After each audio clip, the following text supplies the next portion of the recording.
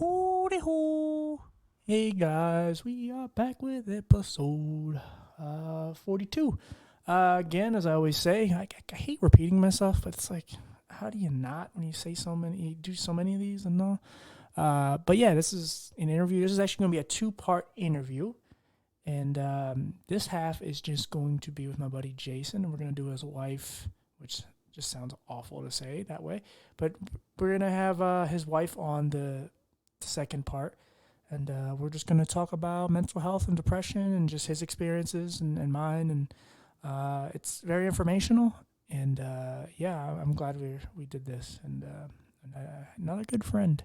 So, and just slowly but surely we're navigating this, and we're circulating the globe, and we're finding all these great people, and we're building this machine. And the My Blurred Opinion Army. No, I hate that. I hate when people say the army or the gang or whatever horseshit. Like, just, let's just be a community. Let's be human. Let's just, get each other's backs and fight for what's right.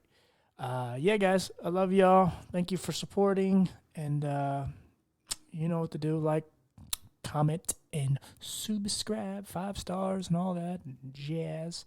And yeah, guys, welcome my buddy Jason. All right, guys, we are back, and I'm talking to my new friend Jason. And Jason, say hello. Here's where you say hi. Oh, sorry. You're good, buddy. What's up? What's up, buddy? I didn't hear you for a minute. Oh, it's okay. How you doing? Thank you so much for having me. This is, I know it's a little bit different from the things that you've been doing, but I think that what I'm going to share with you guys is really going to strike, hit home, and hopefully you get some nuggets out of it. Right. Hopefully you really get some nuggets out of it. And it's different. I mean, you may be in some of the interviews, but like my single episodes where I'm by myself, a lot of times it's pretty similar. So, yeah. So why don't you you start wherever you want to start. As far as we're basically just going to talk a lot about mental health today, and then we're going to talk about his wife, and what she went through. But we're going to start with, where you feel the beginning of your journey of depression. Okay. So, let's first I want to tell you about who I am today. Right. Today I am a #1 international best-selling author. My book is called Break the Cycle. So it's around depression.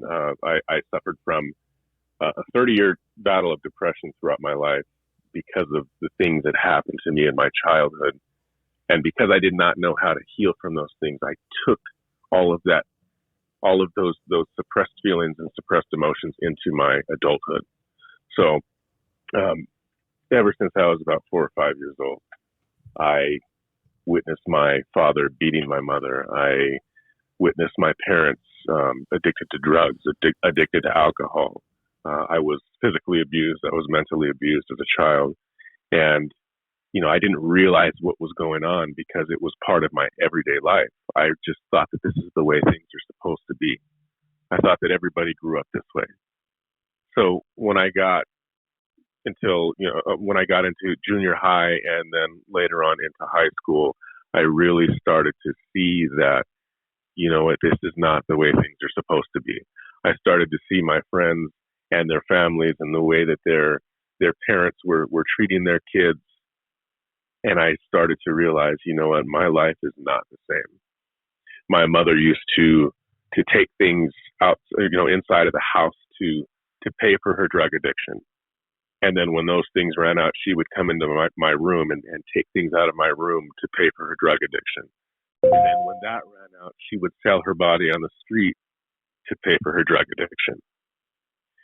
I remember one day coming home from school, and a computer that I had on my desk that I used to play games on to kind of mentally check out, mentally quiet my mind, and sometimes even do some homework on, was taken out of my room to pay for her drug addiction. What was her drug addiction? Do you know? I think she was on meth. She was on meth, and then she did some other things. I'm not sure what else she did, but she was definitely addicted to meth. Right. That's and it was, it was bad. But that day, I took it upon myself. I said, you know what, I have enough. I'd had enough, and I didn't know what else to do but to go grab a bottle of pills and down 2 handfuls of high strength Tylenol. I think I must have taken about 15 pills, and I fell to the floor. I cried, and then I woke up about 12 hours later, and I could not move. I could not roll over. I could not. I don't even know how I managed to crawl to my bed because I was hallucinating. My head was pounding. Everything was spinning. Um, I crawled to my bed, and I just laid there, and hours and hours and hours went by. I woke up. It was in the morning. I managed to get to the bathroom. I threw up all over the place. I got everything out of my system. Somebody was watching over me that day. But, what I took away that day was nobody even realized what I had done. And I had been in there for, 15 hours or so, but nobody even realized what I had done.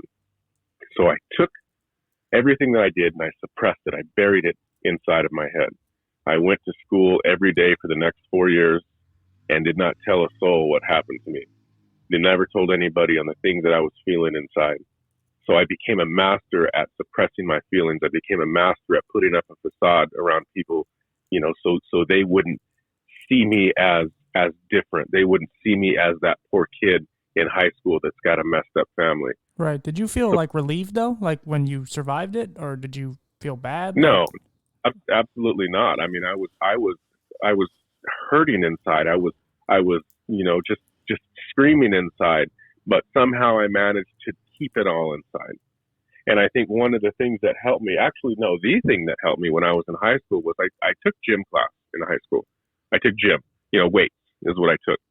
And something inside of that class really allowed me to get into a meditation mode. I started to pick up these weights and I realized that, hey, this hurts, but it was trading one pain for another. And I liked that pain. I liked that pain because it was like it took my mind off of the pain that was going on in my head. And then I started to realize over time that my body was changing.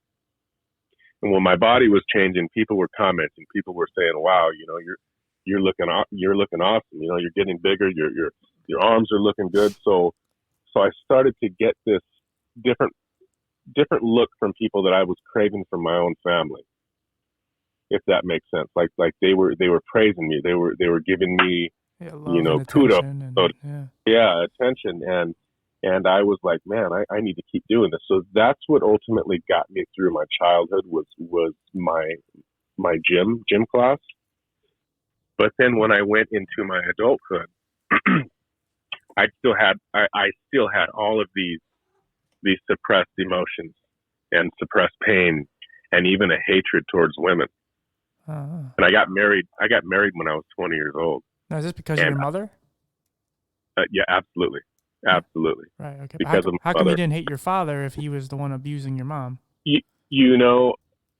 I think I've asked myself that question so many times. Why don't I have as much hatred towards my father as I do my mother? And the only thing that I can think of is that the bond that a mother has with her children, there's that bond that's so much stronger, at least for me in my case.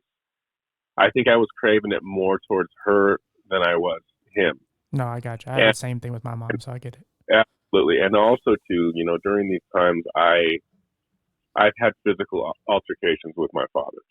And I did get the better of him one time, and I think that maybe that was a little bit more I'm not sure the word I'm looking for. It was a little more not healing, but yeah, I got like, you. You know what I mean? Like he had it coming.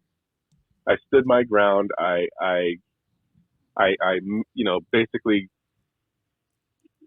just let's just say I stood my ground. That I can't think of the right word right now. Right, but that's in a way that could be therapeutic for a guy. Like, I mean, yeah, absolutely, yeah. It's sad as it says, but it's sad to say, but I get what you mean. Yeah, and I took these feelings, TJ, into my adulthood, into my marriage. Really angry at women, really hating women, and I got married because I didn't know any better. I didn't have the value of being a good father. I didn't have the value of being a good husband. I didn't know how to be in a relationship and how to treat my woman. And then we had kids, so I had two sons with her, or I have two sons with her, and I did not have the value of being a good father. I didn't know because I didn't download those files as a child. So I took everything that I had learned into my adulthood, and with all of these suppressed feelings and all of these suppressed emotions and not knowing how to heal from them and not knowing how to expose them, I destroyed my marriage and destroyed my relationship with my kids. And even to this day, I am still trying to repair that relationship with my two boys because of the things that I did. I would leave when we'd get in a fight. I'd leave the house and I would go stay with other women. I can't tell you how many times I was caught with other women because I did not know how to value my wife. Right. Was she a good person? She's a good person. Everybody's a good person inside. But because of the way that I expressed myself, brought who she was out, brought her out. And I don't blame her, not one bit, because anybody would have done that. Anybody would have reacted the way that they've reacted. She reacted. Right. I just mean, was she a good fit for you if you were in the right mindset? If I was in the right mindset, I think that, because I think that if I was in the right mindset, I could really, look into the things that was happening and see a different perspective. Right. See a different perspective. A lot of times we blame other people, and I did that for years. A lot of times we blame other people for our situations, and in reality, it's us. And it was me. Like, I've been through relationship after relationship after relationship, and every single one of them failed because of me. And the whole time I thought, why am I attracted to these crazy women? Why am I, every time I get into a relationship, why is it always the same? Right. Yeah. Well, the common denominator was me. And I didn't realize that until I was 26 years old. So I'm going to backtrack a little bit. When I was 18, my mother walked herself into the local police department, and she said, "I need help." So for the first time in my life, she started to go into the right direction. She ended up being relocated about 100 miles away into a rehab center and got clean, started living a clean and sober life. But because of her lifestyle, when she was addicted to the drugs, and because of what she was doing, she contracted hepatitis C. So over the next 8 years, from when I was 18 years old until 26, she was going through liver transplants. She went through 2 liver transplants because her liver kept giving out. The hep C was just attacking her liver. And then she got put on the list for her 3rd liver transplant when I was 26 years old. Well, over that period of time that she was living a sober life, she would constantly reach out to me over and over and over again, trying to heal the relationship with her son, trying to mend the relationship that got so damaged because of how she treated me as a child. And I wanted nothing to do with it. I was so angry. I was so pissed off at her inside that I didn't want anything to do with it. Right. She didn't see my boys very much because I just didn't come around. She would call me and I wouldn't answer, or I would answer and I'd say, I'll call you back. I'm kind of busy. And I never called her back. Right. So I remember going down there when she got put into the hospital. She got admitted to UCLA Medical Center when I was 26, and she got put on the list for her 3rd transplant. Her body was given out, so they had to admit her, and they were just waiting. They were waiting for a donor liver to come in, just waiting. She ended up on dialysis. She ended up with a bunch of tubes in her, and she couldn't talk. And I remember sitting with her in the room, and I was just holding her hand. And this is the first time in my life that I've actually felt some gratitude that she was alive. And I sat with her and I talked with her and kind of told her, how her grandsons were doing. And I got up to leave to come back home that day. I was going to go back the next day. And she stopped me as soon as I got to the door. She had this murmured sound that came from her hospital bed. I turned around and we locked eyes for about 30 seconds. And I told her, I know, Mama. And what she'd done was she'd looked at me, didn't have to say anything, but that look spoke so many words. And she told me how sorry she was for everything that she did to me as a child. Right. The next day when I came down there to visit her, she was on life support. Wow. There was no chance for her to survive, and we had to pull the plug. We had to let her. Did you have regret for not trying to let her back in? For the next 6 years, until I was 32 years old, I went into my darkest place of my darkest place, because not only was I living through all of the pain in my past as a child, but now I had so much guilt inside of me because I never let her back in. Right. I was in a downward spiral. I was going through relationship after relationship after relationship. TJ, there was times I went through 3 or 4 women in 1 week. I was lost. I didn't know what I was doing. And then one day I sat down, I was inside of my apartment, and I lived alone. And when you're alone and you have quiet around you and no sounds, the things that go through your mind. Yeah. It may be quiet on the outside, but it's not on the inside. You have time to reflect on everything that has gone on in your life. And I made the best decision I could have made in my life. I made the decision to go down and see my mother where she was buried. I hadn't been there since the day that she was buried 6 years prior. So I drove down by myself. As I walked up to her graveside, I can feel the hair standing up on the back of my neck. I can feel the tears running down my face. And when I got to her graveside, I told her everything that I felt inside. I screamed, I yelled, I cried. I told her how she made me feel. I told her all the things that I wanted to tell her as a child. Then I told her all of the things that I wanted to tell her as an adult. And then I apologized to her for not letting her into my life. When I left the cemetery that day, I left with so much power. I left with so many more positive thoughts and feelings and emotions that I've ever had in my life, because I put a voice to my emotions. I gave myself the grace of being a human being to be able to feel emotions. And that was the start to my recovery. That was the start to overcoming my depression, because I finally realized that I was able to speak about how I was feeling. And as men, we don't do that. As men, we suppress all of our feelings and emotions inside of us. And as men, it's okay to show a little bit of vulnerability. Right. Do you think some of that was passed down from your father, as far as not looking weak? Absolutely. I think it's passed down generation after generation with so many people. Because the stigma of being weak for us men, if we show any kind of emotion, it's what keeps us from talking about our emotions. Right.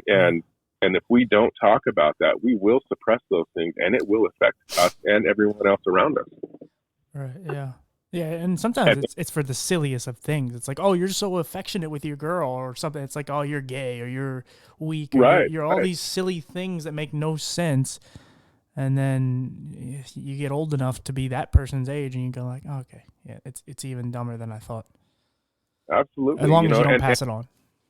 Yeah, and it could be from anything too. I mean, my past is my past, but somebody may have suffered some sort of traumatic event, and then they feel, they can fall into a depression. They can fall into having all of these feelings and emotions and suppress them, and then ultimately it's the same thing. It doesn't matter what your past is. Depression is depression. It doesn't care who you are. It doesn't care, what your situation was. It's just, it affects people the same way. And if we suppress our thoughts and feelings, it is so damaging, and it could destroy everything that we have. Right. Absolutely. Yeah. Yeah. What it does to you, like, as we were just talking off mic, this, what it does to you mentally and what it does to your body, it takes a toll on you. And if you don't address it soon enough, it will eventually kill you.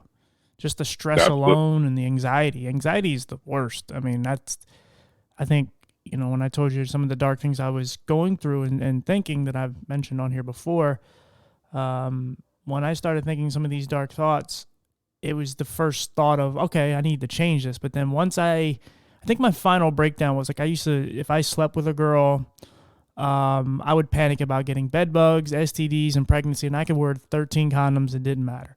I was Hmm. freaking, and it was so made no sense. Um, but it would like I would have a retrieval every so often, and then all of a sudden the rush of the anxiety would kick back in. And I think my final straw was I was getting new furniture in my bedroom, and they took all the old furniture out, and I was fine, and they started putting the new furniture in, and I just felt like the floor was going to cave in, and I knew it was so silly, but it just Yeah. made me just go, you know what, all right, it's time to take some medication until whenever. But let's just address this now, because this is going to kill me, because I'd wake up every morning and my heart was beating out of my chest. And some of that was some of the Mm. medication they were feeding me too, because they were giving me like Klonopin, and basically it makes you sleep and makes you feel good, but the addictiveness of it is, as soon as it wears off, it makes your anxiety 10 times stronger, and then it makes you Right. want to take another one. So I was taking those until my antidepressants kicked in, because those take usually 6 to 8 weeks. And Mm. yeah, and so that's kind of, and again, like I said, and at one point I went to the hospital for a panic attack where my fingers and toes locked up.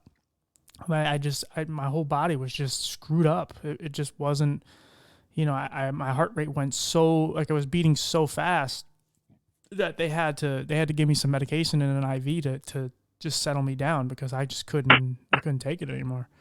Yeah.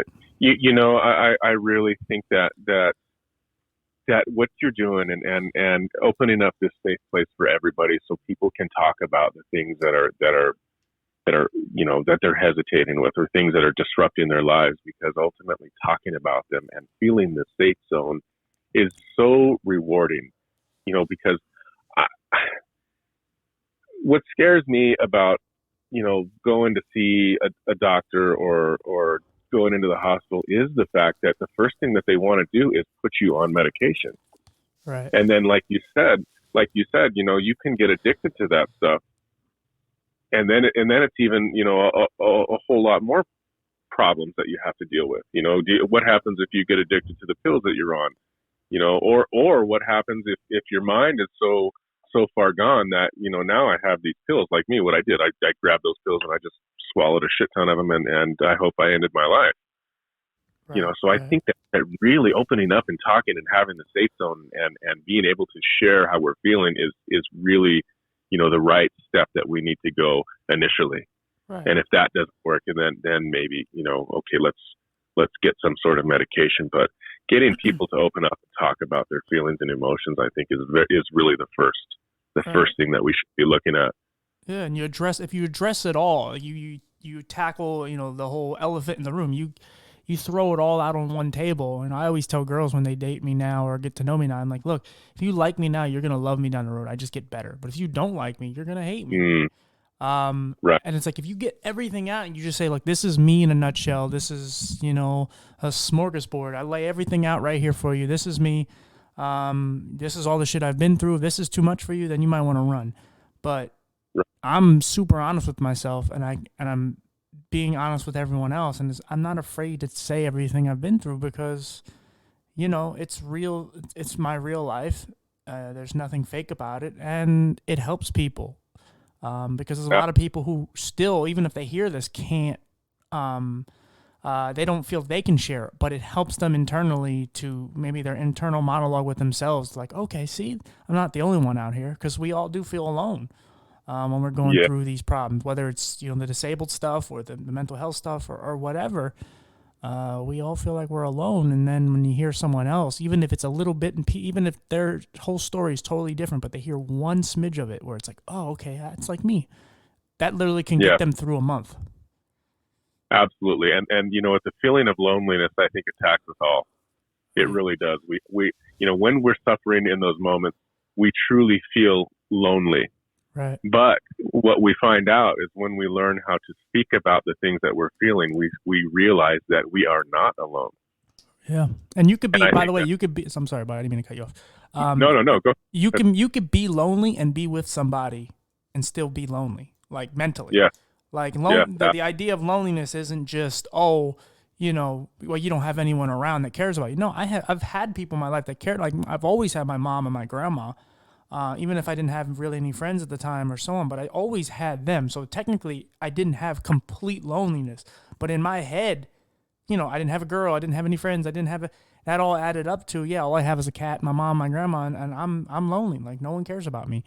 Yeah, And you could be with a girl or a guy, like you could be with whoever and still feel lonely, because if you don't feel like anyone understands you and no one cares about you, even if you're married to them, you can still internally feel lonely.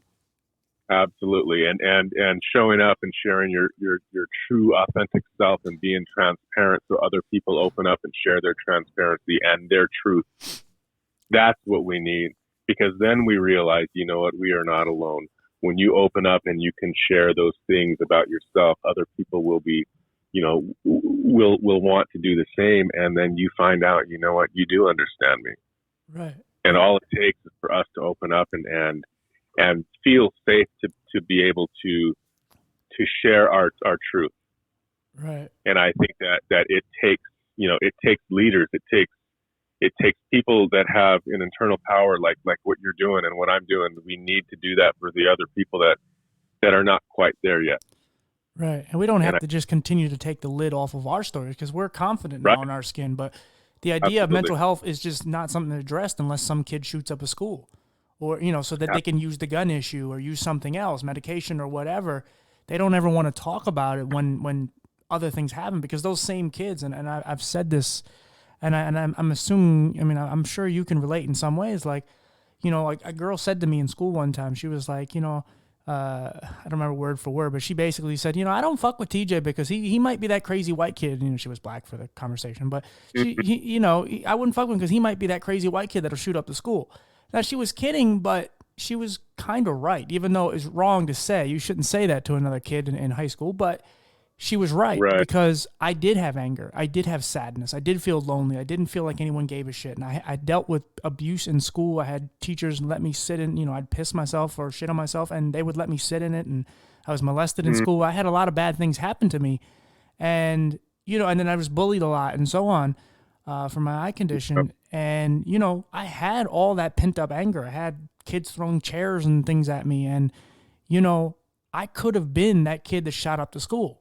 And I could have been anything. I could have been any horrible person out here doing terrible things, because it starts from something, and a lot of times, of course, especially in your case, it starts from the childhood and your parents and whoever's around you. And so, yeah, like if we don't address the entire situation and not just bring it up because it fits a certain narrative or some political thing or whatever, racial lines or whatever thing they want to throw in there just randomly. Like it starts so much sooner. And if you don't get to it, that's how these school shooters happen. That's how, like, the only reason school shootings are down right now is because no kids are in school. Yeah, absolutely. The anger hasn't gone away. If you see the rioting and the looting and just the Capitol shit and all these things, that's all mental health. That's all. Yep. We all have it. It's just some of us either can control it or some of us have very, small dosages of it. But we all have it. And this is really the importance of getting out and speaking your truth and talking about it, because, it's the suppressed thoughts. It's the suppressed feelings. Like you said, you were suppressing that anger because of the things that were going on with you when you were a child. If we can't open up and talk about it, it just builds up and builds up and builds up. And one day it is going to, you are going to explode. Right. One day you are going to, the lid's going to come off of the can and all that shit's going to come out. Yeah. So really, really getting out there and talking about it and finding your safe place, is really going to be the right step on what we have to do. And there's not a lot of that out in the world, it's because people don't feel safe. People don't feel like they're in their safe place to be able to talk about things like that. And I think that, God, there needs to be more ways for people to feel safe and so they can share their vulnerability and share their truth, and things like this. What you're doing is perfect, and we need more of it. We really do. We need more of it. Yeah, I appreciate it. Yeah, and I think another thing that what people don't understand is, like, guns, alcohol, drugs, all these things are so easy to get regardless of your age. Especially with me having messed up eyes, a lot of times my eyes would be red. I don't know how many people came up to me and was like, "Hey, do you want weed, or do you have weed, or do you want pills? Do you need pill?" Like any of this, it's not hard to get guns. Or, I mean, especially with the dark web and essentially they Right. have their own version of Amazon where you can buy ammunition and alcohol and drugs and or not, any kind of weapon, anything. And it's like, if you want to act out and you want to do enough research, you can find any of these things. It's not hard. Yeah. So I'm not saying that just so people go do it. It's just that's It's how true. easy it is Yeah. to get. A lot of these kids who shoot up these schools, some of them they may have gun permits and so on and so on, but a lot of these people get guns passed down from their generations and their family, or they just go to a store and buy one, and then and because it's all state by state. And again, I'm not a gun person. I'm not a person that's advocating for get rid of guns or keeping guns. I don't care either way. Again, it's really a people a people problem than it is the Right. guns. Right. Even though I don't own any, but it's a people problem. But it's a people problem in everything we do. The Absolutely. reason why the earth is burning down and looting and all everything that any animals that get wiped out or anything in this world, it's all us. And so yeah, if we don't address these things and stop talking about just the most obvious stuff, like, oh well, guns, it's like, yeah, like, and I know it's a corny thing to say, like, oh, it's not a gun problem, it's a people problem. But look, we also have to pay for the people that are around us too. Like, No, you're absolutely right. It is a people problem, and I think that when it comes to politics and things like that, is that they want to attack the surface level because that's the easiest way instead of really focusing on what the issue really is. And it is a lot of it is mental health, right, but it's such a complex problem that that's not what's focused on. right, It's always a surface level action, and mental health is always something that's kind of like shied away from, and it's there. Everybody knows it's there, but it's like it's almost like let's not go there because that's going to be too hard to deal with. right. And we got to And I stop think that vilifying people too. Like, just because, like, people will see a homeless person and they're angry or a little crazy, and because they have a lot of booze or something. It's like, mm, yeah, but first of all, we shouldn't have homeless people. And two, right, we have them because this country doesn't. And it's not just us, but we can only talk about our country. This country doesn't care about us in most yeah, ways, and it's like, yep, yeah, you want someone to live outside like an animal, and you want them to basically have no care from hospitals or people just throw shit at them. They have to ravage through the garbage and all these things, and you want them to act like a normal citizen around you and not be a little crazy. It's like, what do you want from them? Like, everybody has a little craziness, and a lot of us are lucky. We're fortunate enough that we can I'm sitting in my apartment, my cat's looking out the window, I'm talking into a really nice microphone, and I'm talking to a good guy, and we're just having a great conversation. But I'm fortunate enough to have these amenities that I've fought for, and I earn a living and so on. But there's people that just don't have access to medical care because it's friggin' expensive. yeah, And there's people that just don't give a shit or misdiagnosis and all these things. There's so much that goes into it that people just automatically write you off as crazy because they're talking to themselves or whatever. But maybe talking to themselves is more therapeutic than talking to some person who's just going to make them feel like shit anyway and belittle them. So, that's yeah. So that's the thing. Like, we got to stop vilifying people as just crazy. Look, there's a girl who just put Gorilla Glue in her hair, and it's one of the biggest stories. Yeah, she's not crazy. She's just stupid. But, we got to just stop saying people are crazy because they do something that's a little abnormal from the average citizen. Because different is always good. There's too many of us that are doing the same shit. We're voting for the same crap. We're thinking the same way. And that's why racism and sexism and all these things continue to go on, because we just don't want to change our minds about things. And so it's the same thing with mental health. Like, it's just this thing that's just like this, again, the elephant in the room. It's this dark cloud that just metaphorically and literally just sits there in a corner, and people just don't want to address it. It's like, yeah, it's there, but so what? It's like, so what? We all have it. Why are we pretending like we don't? yeah. And then when you say you have it, it's like, oh, well, you're the cuckoo guy. You're crazy. It's like, I mean, I guess if that's what you wanted to think, but I think you have some of it too. Yeah. Yeah, I mean, You're absolutely right with all of that stuff, and you know what it is really sad that the world looks at people like that and automatically labels them and stereotypes them. You know what? Everybody has a story. Everybody has a story in their life that has affected them different ways. And until you know that story and until you know what that person has gone through, how can you put a label on that person? How can you judge the way that they are portraying themselves in the world, because you don't know what their story is. Right. And that's a problem. Yeah. That is a problem in this country. It absolutely is a problem. Yeah, and that can go to any category, racially, sexually, anything. Just someone's, I've talked about this many times, but I've seen in the visually impaired community, I've seen visually impaired people make fun of blind people, just because their eye acuity is a smidge bigger than a smidge better than theirs. Oh, I'm a little higher, just so they're not, because the disabled are, homeless and certain groups, even mental health, like we're all at the bottom of the barrel. No one gives a shit.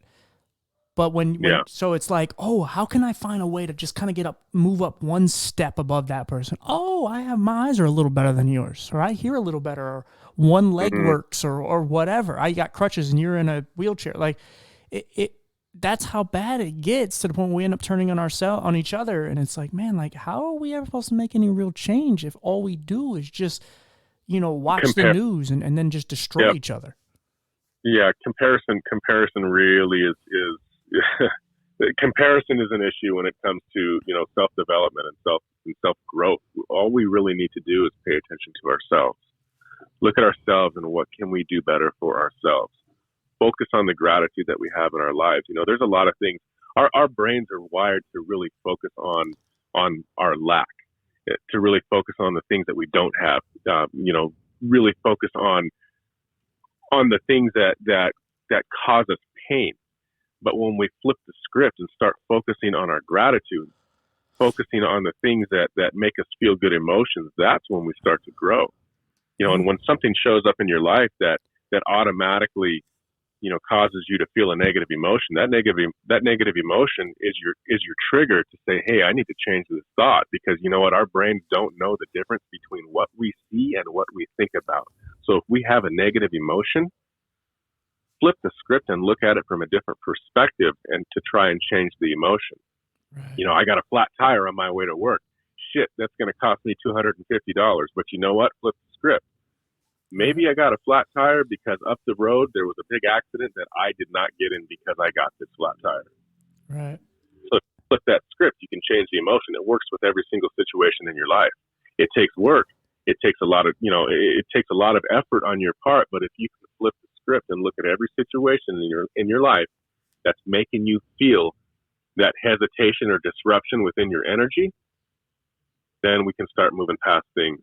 Then we can start growing from things. We need to stop looking at other people and trying to better ourselves from that next person. We can only do it for ourselves. The only person that we can change is ourselves. Right. And there's something to the effect that honestly, the older we get and the more mature and information we get, sometimes we go farther away from what we should be. Because sometimes when you're a kid, you're so simple, you're so honest. Like some of the most basic qualities that we all should have in life, we have as a kid, and then we lose it when we get older. Not all of us, but I mean, yeah, like we just absolutely, yeah, and it's so silly. When we were kids, TJ, we were as closest to our spirit than we ever have been. Yeah. And somewhere in life, we lost that. Yeah. But we need to find that back. We need to find that again. We need to find our spirit and live within our spirit. But it happens. It happens to almost everybody in this world. Somewhere, something has happened in your life that you lose your spirit. Yeah, absolutely. And we to find that again. Yeah, and again, there's plenty of badass asshole kids out there, but where do you think that comes from?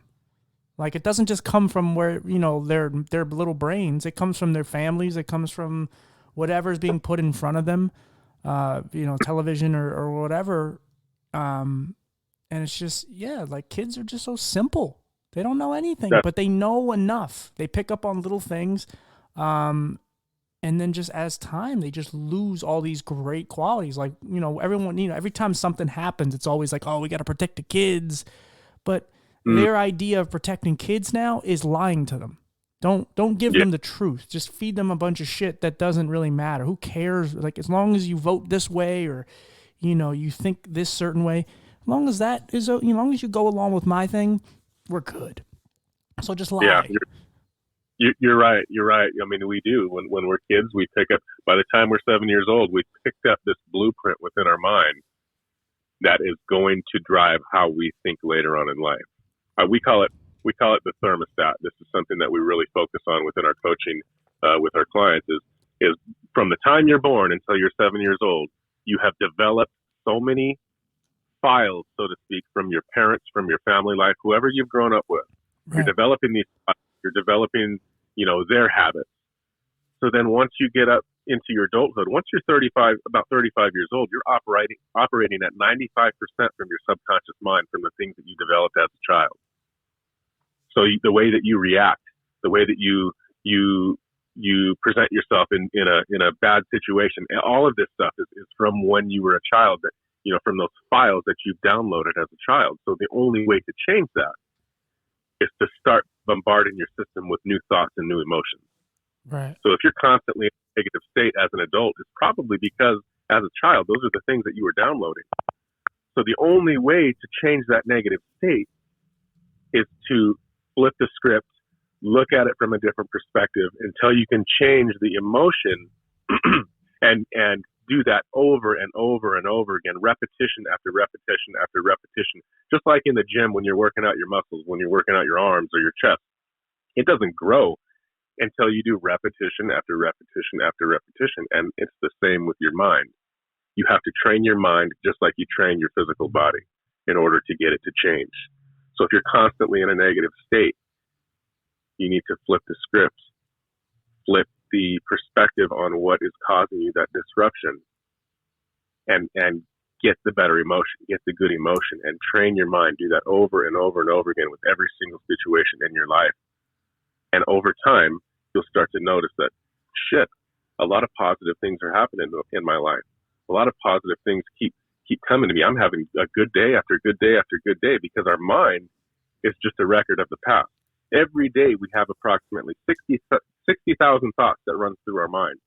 And most of those thoughts are from the day before. Yeah. So if we start to change our thoughts of today, we're going to have better tomorrows, and so on. Right. Whatever happened to your dad? So I still don't have a great relationship with my father. My father, I didn't realize this until I was grown, because I've done a lot of research. I've gone through a lot of coaching myself. I have great mentors, and I realized the way that the mind works. I realized that, just like we were talking earlier about how you pick up things from when you were a child, how you download files from when you were a child. Right. I realized later on in life that something happened to my father as well. And that's something to think about. The people that do you wrong in your life, it's really not their fault, because they downloaded the same files from their parents or whoever they grew up with. Yeah. So something happened to my father in his life, and the only difference is that he hasn't been able to come out and talk about it. He hasn't been able to come out and heal from it. He hasn't been able to grow. So he's still living his life full of anger, still blaming so many people around him. Still, he's not a happy person. Yeah. So we don't have a great relationship. When I came out and I started telling my story, when I wrote my book, when I did my online courses, a lot of it is around the things that you develop as a child. So he took it as an attack instead of out of as something good to help other people. Right. So he's taken the things that I've done as an attack and kind of like, almost written me off, wrote me off, so to speak. Like, no, you're trying to make me look bad and this and that. And I said, Dad, it's not about that. It's about helping people and about breaking this fucking cycle. Excuse my language. No, you breaking this cycle of depression and the way that we've been growing up generation after generation after generation. We need to break that cycle. So you can't change everybody. No. I can't help everybody. I can't heal everybody. They have to want to change. Right. And I hope that he does one day. I really hope that he opens his eyes and wants to change. And when he does, I'm going to be here. I've forgiven him for everything that he's done to me. I forgave my mom for the things that she did to me. Right. But they have to want to change. They have to want to accept change. Yeah, because And when he does, I'll be here. Yeah, no, that's awesome. Yeah, because you look at it from both angles. Like, you want to hate him and you want to just go like, fuck this guy because he did all these terrible things. But then when you get to the age that you're at and all that you've been through already, then you start reflecting and you go like, oh, whatever he put me through, imagine what he went through. And, right, absolutely. And it doesn't, it doesn't completely just, cross off what he did because, oops, hold on one second. I pulled the headphones out. 1 second. There we go. But yeah, it doesn't cross off what he did, but it's still, you have to reflect and you just go, man, like I really, he probably went through worse in some ways. You never know. I mean, who knows? Yeah. And again, it's all about cutting the chain, like just cutting the umbilical cord in some way. There's that, it's just constantly passed down from generation to generation. And then, and like it's with me, with my family, there's certain things with racial stuff or certain stuff that's just kind of insignificant in my life. I don't want it around. And I grew up in, I moved to Philadelphia when I got sick, and I got, my sister's now half Hispanic. And so I grew up in a different, I grew up another culture, and I got to see other people, and I had friends that were all different colors. I met gay, I had friends that were gay and so on. Mm-hmm. And I just had a different idea. And I'm like, oh, I'm breaking the cycle right now. And I'm not as closed-minded, and I'm open to everything. And that's how you do it. You just have to, and you have to have experience. You just have to and you have to try, and you can't just sit around and wait for shit to change. And, if you just engulf yourself into all this dark crap and you stay around those people that are bringing you down with them, and you get complacent and you just stay there, you're never going to change. Absolutely. You have to address what they've done to you, and not just address it like, oh, look what you did to me, but also like, wow, like I went here, like regardless if they are the problem, like if someone molests you and then you turn around and molest someone else, yeah, you can say, well, I started this crap because of you, but eventually you have to take onus for it. And, right. And so, and I mean, that's a harsh, it's a harsh analogy, but it's the same thing. Like if you do something similar to what your father does, and your whole thing is to, I want to be anti my father and I don't want to be nothing like him, but then you act like him. Because that was something with my sister. My sister used to get mad at her dad, and, and he's, sorry for things like this now, but he would, I think at one time he called her a whore or something. And so then she started acting like one. And it's like, look, he's an ass for saying that, but, if you go out and act like one, you just proved him right. So it doesn't, you're not helping anyone's situation, because yes, maybe you're impacting his life a little bit, but in general, like, you're just hurting yourself more than anything. Yeah, you're absolutely right. And I'm gonna backtrack a little bit. When we were talking about, I'm having a brain fart, I guess. I hear you. Every day with me. Yeah. But when we were talking about my father and how we download those files and how we pick up things as a child, that really helps with the forgiveness, because you know what, you can go through life and people can do you harm, and you need to address that. You need to address the things that how it's making you feel. But how do you forgive that person? Sometimes you can't, depending on the situation. Every situation is different. But when you look at it from the perspective of, you know what, I know how things happen generation after generation, how we download these files, how we set our thermostat setting, so to speak, because of the things that we went through as a child. And once you realize that the person that harmed you was subject to that too. Every person in life is subject to that. Right. So it's easier to look at it from that perspective and say, you know what, it really wasn't their fault. It really wasn't their fault, because they downloaded the same files that I downloaded. Right. Do you think there's anything? The beauty of it is. Go ahead. I'm sorry. Go ahead. But the beauty of it is that now I am aware of it. I can make the change. I can flip the script. I can look at it from a different perspective, and I can stop it from continuing on to the next generation. Right.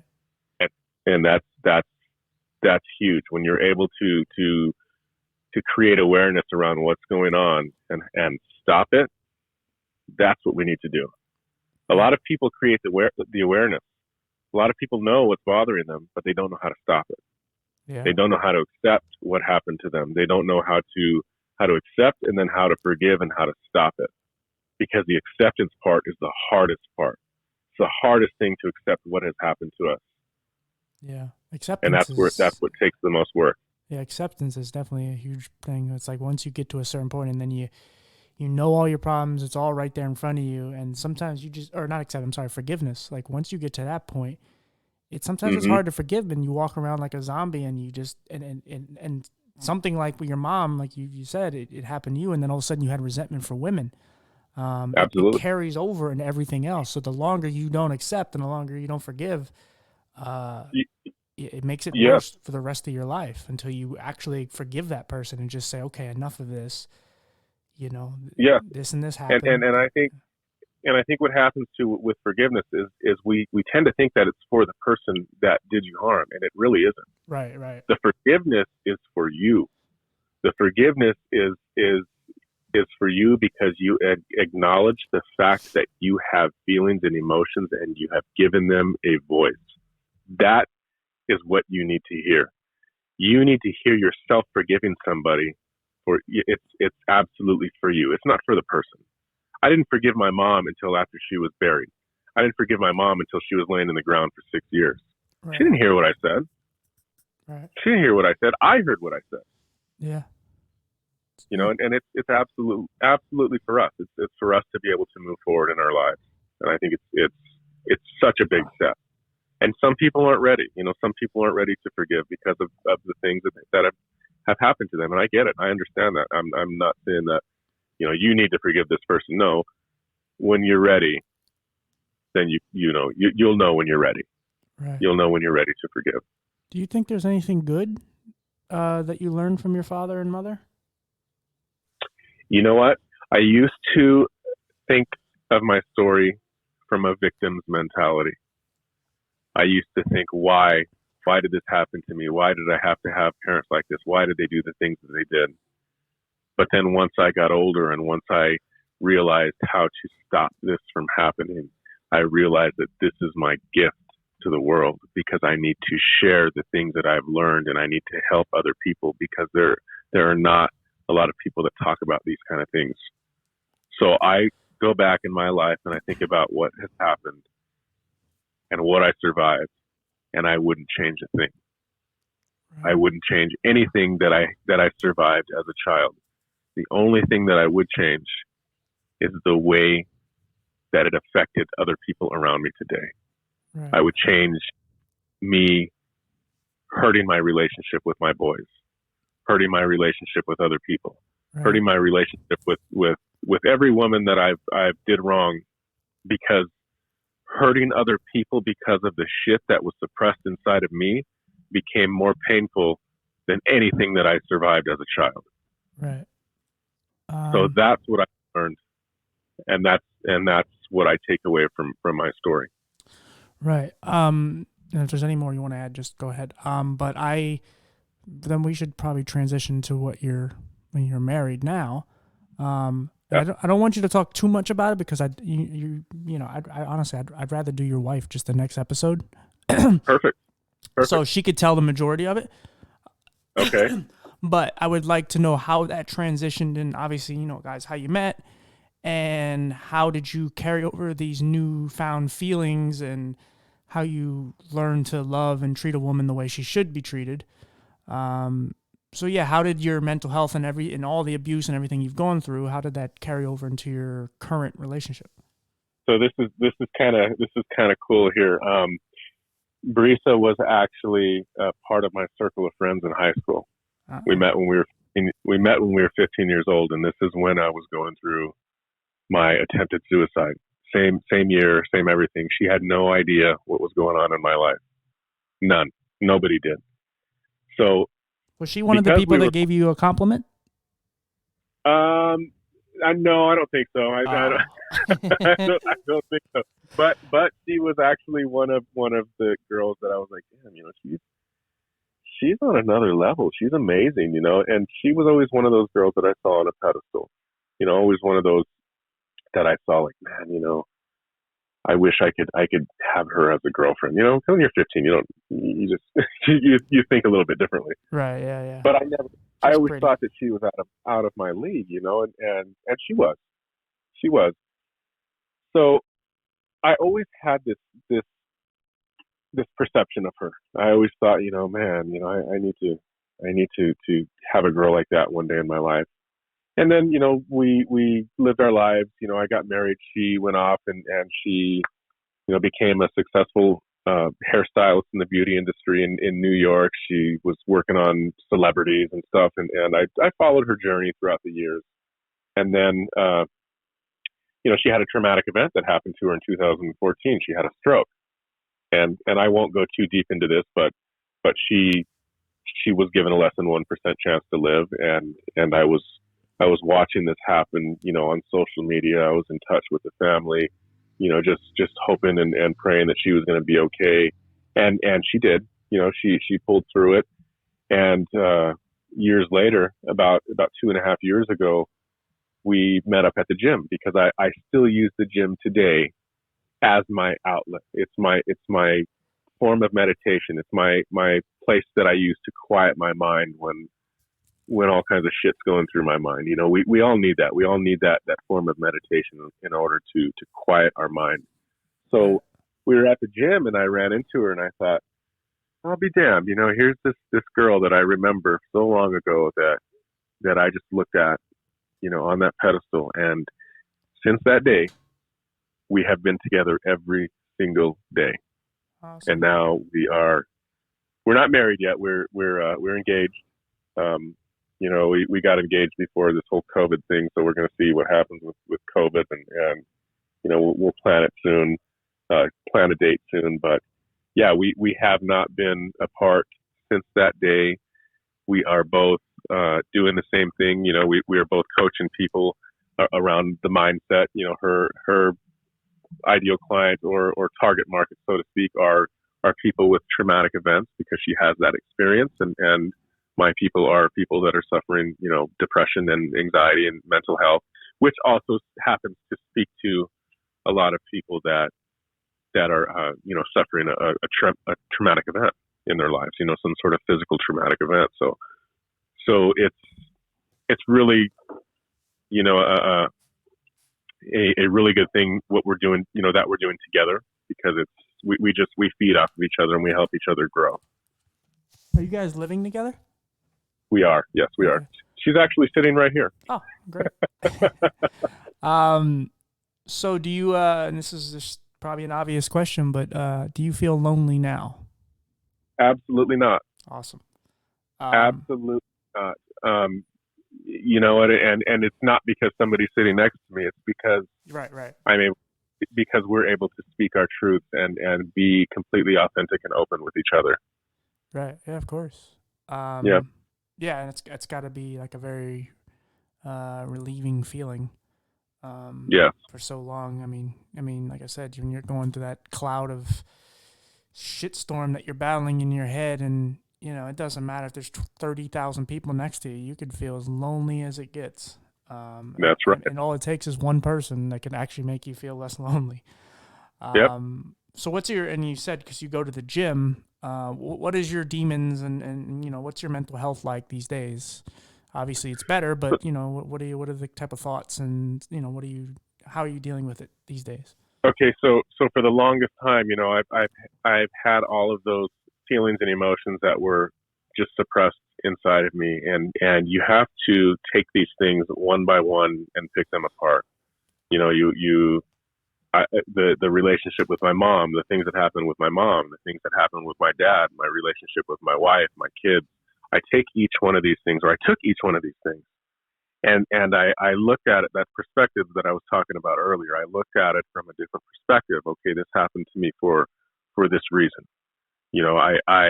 I went through what I did as a child because it was my calling to help people around the world to be able to heal and grow from the things that are happening to them. So when I flip that script and I flip that perspective, I can see the gratitude in the situation. Once you're able to do that with all of the things that happened in your past, you can start to do it with the things that are happening each day. So when something negative comes into my life during the day, I stop, I look at it, and I say, okay, this is happening to me for a reason, for a greater good, for a greater purpose. Let me flip the script on it, and then I'm able to move on. Because if you don't do that and you allow it in your life, it's just going to compile and compile and compile, because what we focus on grows. What we think about, we bring about. If we're focusing on negative shit is going to keep happening to us every single day, all day long. Yep. And then, like I said earlier, the thoughts that we have today create our energy of tomorrow. So we need to stop it today and have good thoughts, have good emotions, because then we're going to start off tomorrow on the right side of the bed. Right. Yeah, absolutely. Yeah. If you don't, I mean, Yep. you have to try to find positive alternatives to all of it. You have to. If you don't, you just stay in this one spot. I mean, it's the whole quicksand. Like every time you try to get out of it, you're just going to sink deeper. So absolutely, and again, it's gradual. It takes time. So it's like at some point you're going to be grabbing for that stick, and maybe you take 2 steps forward out of the quicksand, and maybe 1 step back instead of the reverse. And little by little, you slowly get yourself out. You from the submersion, and you can get out of it. And you probably will never fully beat it, but you get to a certain point where it's just it's just background noise. And sometimes you just say, "Hey, so and so, hey TJ, shut the fuck up." Like your thoughts are, And again, maybe like with you got exercise and music and your wife and things that just. You're in a more of a happier space now, and there's still things that you're still battling regret and all these different things, but it's getting better and better over time, and it will continue to get better as long as you stay on the same path. Yeah, absolutely. It's inevitable. Things are going to happen every single day, and it's a lifestyle change. It really is a lifestyle change. It's not a one and done. It's not, okay, I've healed from this and everything is good. No, it's a practice that you have to put into your daily routine every single day. Right. Otherwise it's just going to come back and it's going to start all over again. You have to really, make sure that you are aware, when something presents itself into your life, you have to stop it as soon as it comes in. It happens to me all the time. It happened when I released my book. I released my book and I was doing great, and I was getting all these great reviews on Amazon, and then boom, I got this review that said, you know what, I'm not even going to read this book.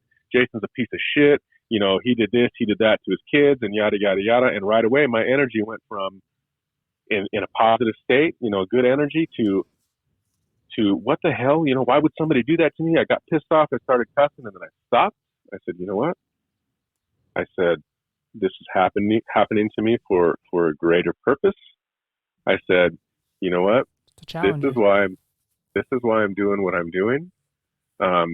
Thank you for showing up in my life, and thank you for saying that review. But I basically said everything that they said in that review inside of the book. Right. I called myself out. I owned my truth, and I'm helping other people. And I said, thank you for showing up and reminding me of why I'm doing what I'm doing. And then right away, my emotion changed. I'm assuming this person knew you? Yes.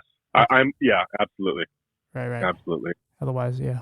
So you have to take it, you have to stop it when it happens and change the perspective and change the emotion. That's all it is. Right. In everything in life, everybody that's successful in life, that is what they have figured out, is learning how to not control, but how to tap into the power of their mind. Yeah. That's it. That's the secret. With people that are millionaires, with people that live great lives, people that have great relationships. That's all it is. It's tapping into the power of your own thoughts. Right. That's the secret for everything in life. One of the biggest challenges that we have, and I think people always think like, oh, I got to prove everybody wrong. But the biggest thing is to prove yourself wrong, because there's so many times that your mind is just going, no, you can't do this, because it feeds off of all the other people that say you're not going to make it.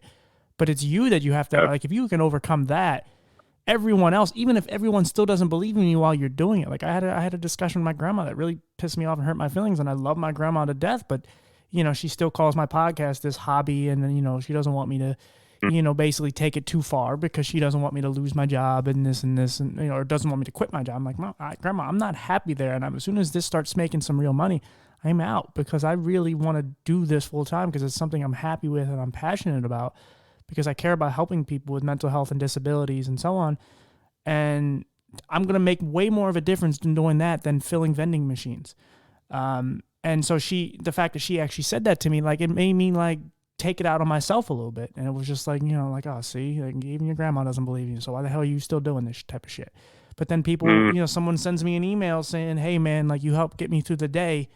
And I don't even know this person from a hole in the wall. And it's like, how the hell can I stop doing this if it's keeping people alive? It's me I have to defeat. I'm not worried about, I can get 30 shitty comments tomorrow. Yes, I'm not saying it wouldn't have any effect, but it's me that I have to overcome that, because it's like, like, I know what I'm doing is good, and I know I have to just stay on that path because, like I said, it's beating yourself and beating the odds and just, tackling every negative thought that's thrown your way. Because sometimes it's just repetitive, just machine gun shots at you. And if you don't try to deflect them, and if you just sit there and take them, it's going to beat you to your knees. So yeah, you have to continue to fight. I completely resonate with that, TJ, because we go through the same thing with our family. They don't understand what we're doing. We both wrote our books. Me and Brisa both wrote our books. So we both became #1 international best-selling authors. Awesome. And send me the link, by the way. When I put out the episode, I want the link. I'll put it in there for you. Yeah, we'll do. And she and the family is like, what are you guys doing? Why don't you go out and get a real job? Why don't you go do this and go do that? So we have to stop searching for that validation from the people that are closest to us, because more than likely they're not going to get it.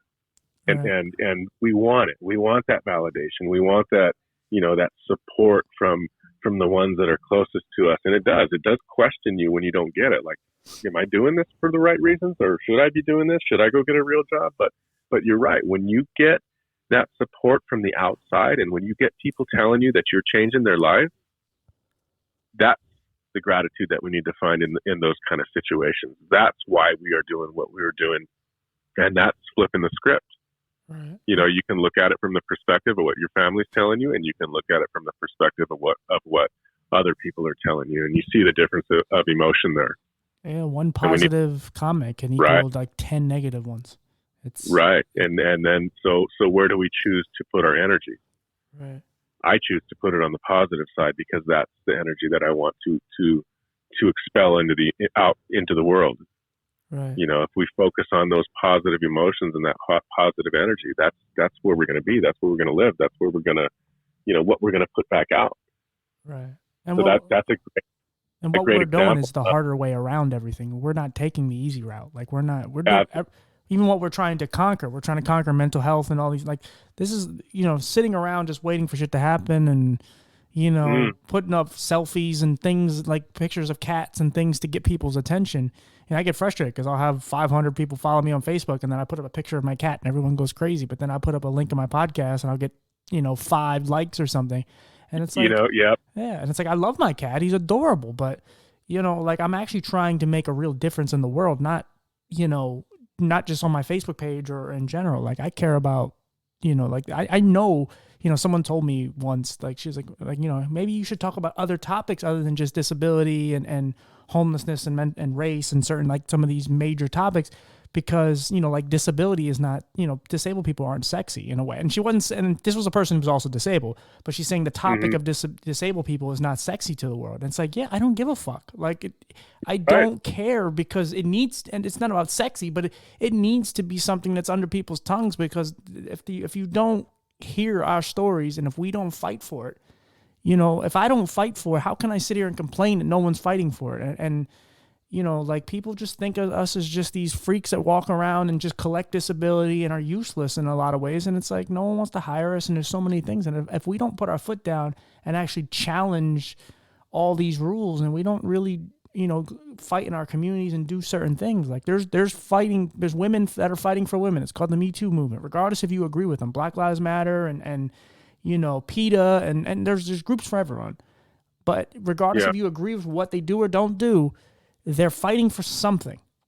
And we don't have anything like that for mental health and disabilities and homelessness and some of these major topics because, they're not sexy. No one cares. And you can make them care, but we can't just make them care through like guilt and making them feel bad for us. Like that always catches people's attention to a certain degree. But it's like, man, look how many amazing people out here that are doing crazy shit that I've interviewed and I'm sure you've come across and so on. Like, there's so many. I mean, look at your wife. Like, again, you said 99%. She was not supposed to recover, or she recovered 99%, and what she was supposed to die. And it's like, Yeah. if that's and that's a doctor that's supposed to know what he's talking about. And this is not a shot at doctors because there's plenty of great doctors out there, but a doctor can't really tell you what you can and can't do until they know you in and out and what you're capable of. And again, it goes back to what our original point is: our mental ability of fighting things off. Absolutely. And how many of us, when you hear something from the outside, get influenced by that? Like the doctors told her that she had a less than 1% chance to survive. Well, if her mind would have succumbed to that, if her mind would have said, "Oh shit, I guess this is it," 99%, that would have been it. Right.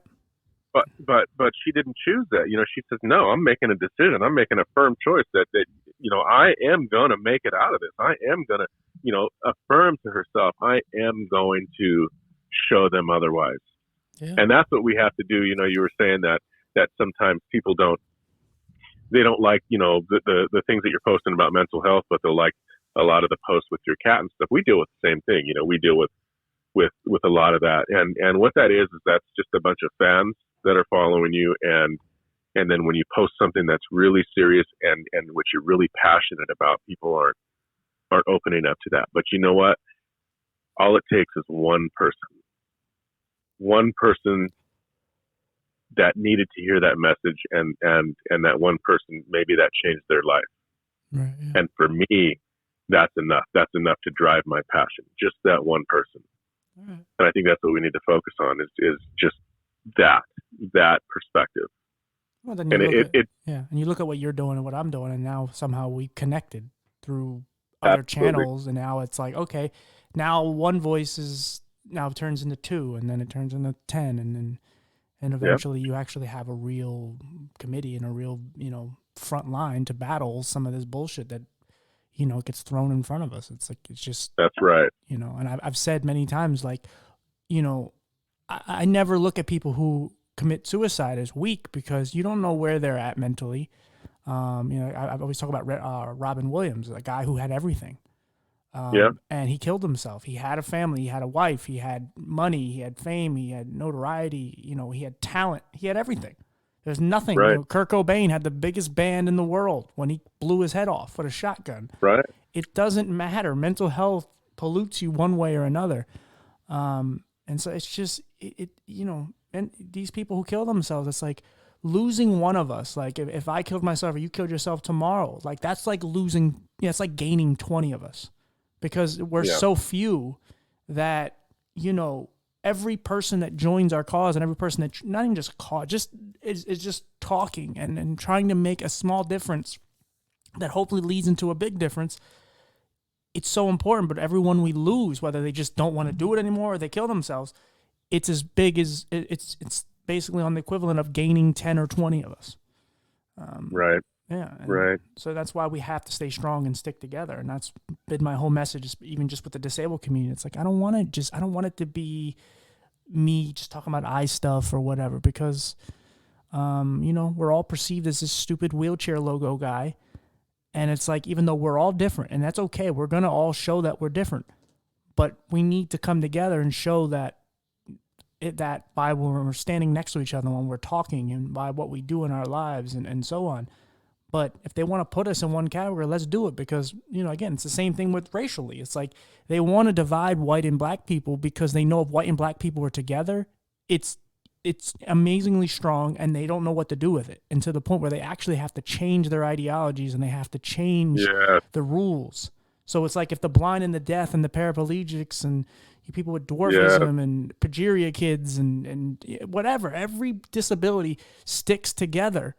They actually, there's 1.6 billion of us. If we actually stood next to each other and we actually just were united and held hands and said, no, we're not taking this shit anymore, guess what? There's a lot of rules that are going to have to change globally, not just in this country. But if we just change even a state's law or a town's laws or whatever, we change, it starts this just, this constant just, on to the next one, boom. Now again, look at gay marriage. Gay marriage, all of a sudden, it seemed like it didn't have any hope. And then all of a sudden, boom, now it's legal. Marijuana is slowly becoming legal. It's not even slowly, rapidly now is becoming legal. It seems like it's taken forever, but one or two, Washington and Colorado did it. And now I'm in Pennsylvania, and all these states are just starting to just legalize it. And a lot of us didn't even think that was even possible in our lifetime because of how close-minded the government is and how, these older generations are just blocking everything because they're out of touch. But now we have gay marriage, and now marijuana is very close to being legalized, whether you agree or disagree. It's good to have. I mean, it's something. And it's like, it's so easy to see. All these things are so possible, but it's unity is what's going to happen. You and I can't make a lot of change, but just our voices, unless we're like Ellen DeGeneres or Oprah or somebody big. Even them, they can only make so much change. So yeah, that is, yes, I love that. You're absolutely right. You're absolutely right. And you know what? We do need to stand up, and we do need to stand up together. And this, what we're doing now is the start of that. And we need to keep bringing more people in and just getting together, because you're right. We can't do it alone. We can't do it with one voice. No. We can't do it with one story. No, absolutely. We have to together. We have to hold hands. We have to get our messages out to the world. We have to let people know that they're in a safe place. We have to let people know that, there's somebody out there that understands how you feel. Right. Yeah, that was amazing. Yeah, and I've probably, I've had about at least 20 different people on this podcast, and it's like there's one girl that I'm coming up from the UK that I'm going to interview. And she just like immediately started getting to like the podcast. I'm like, oh, let's, you want to call me? We'll just do the interview. I'm like, no, like, I just want to talk to you as a friend. Like at the end of the day, like, I don't give a shit. Like I do care about the numbers and I do care about the views and all that shit. And that's just me. But overall, like every person that's been on here, I'm still friends with. Now, some of them I was friends with, like 3 or 4 of them, I was, about 5 of them, I was friends with well before this. But like every person that I've had on here since, I keep in contact. I make sure they're all okay, because that's what I want. I want to, eventually I want to start my own Facebook group and just, where I could just put a group where we all just support each other in our endeavors and just, and then at some point towards the end of the year, maybe we all come together and do some sort of something, a march or something, just whatever, a conference call or something. And we all just talk and just, and figure out what we can make some change in the world. And so that's all I give a shit. Like to me, like again, I will absolutely continue to talk to you, and not just after the podcast comes out and you're doing your wives and all that, or your fiancés. Like I just want to, of course, there's nothing wrong with having as many genuine, legit friends as possible, but especially the same one, especially when they're all about the same cause. They just want some fairness and they want to live a healthy, happy life. So, and that's passion, TJ. That's passion. That's connection. That is what we need in the world, is passion, connection, authenticity. That's coming from a true servant leader's heart. And that's what we need. Yeah. That's what we need. It's not all about business. It's not all about the numbers. It's not all about the likes. It's really coming from a servant leader's heart. Right. And that is what is going to make the difference. Right. And when you see that, that light where you're just like, man, I'm out of here. I don't want to do this anymore. I want to kill myself. And you have all of these horrible negative thoughts. That's the bottom. That's where you hit rock bottom. So when you get to that point that like you and I have, and everything is kind of up from there. I mean, yes, there's bad things that are going to happen that kind of knock you back down a little bit. But overall, if you can get past those type of, that's why I asked you if it was any kind of relief that you made it through. But I'm sure now, of course, but at that Yeah, point you didn't see it because you couldn't see past all of it. And there was still plenty of, metaphorical dead bodies all around you. Like you were still in the shit in a way.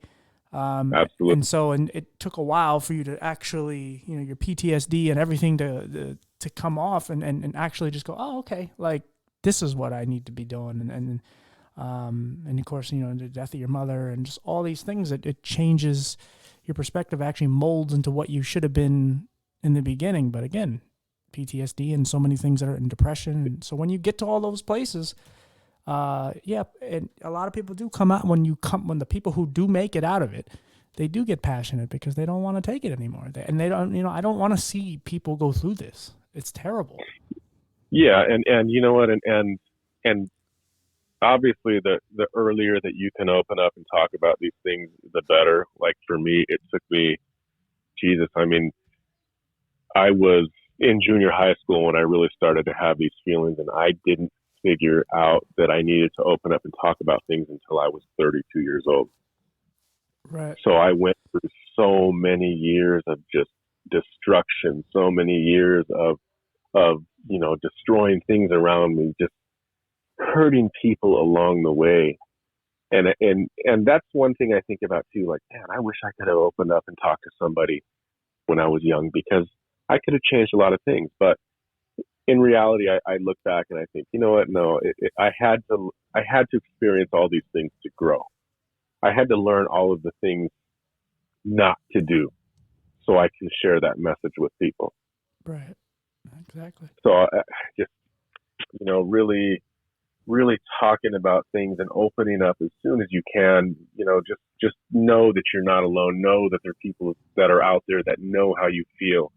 Know that, you can get better. It can change for you, but you just have to open up and talk about it. You got to open up and bring these things that are causing you this disruption, bring them up to the surface, and we can start picking them apart.